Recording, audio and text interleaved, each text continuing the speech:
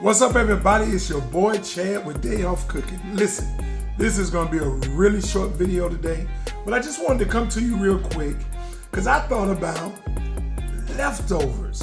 I know that Easter has just passed, and some of y'all might have some turkey or some ham or some type of protein meat left over from your Easter dinner or lunch. So listen, this is what I did. I took some leftover ham that Renee had, I diced it all up, took some heavy cream, seasoned it up, had some potatoes, and I made a potato and ham casserole. Topped that thing off with some pepper jack and cheddar cheese. It baked down and it was amazing. So my point is, you don't always have to go to the store every time you cook.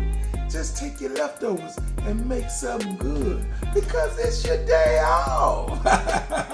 All right, everybody. I'll see you later on this week with Day Off Cooking with your boy Chad, and I'll see you the next time I'm behind the stove. Take care.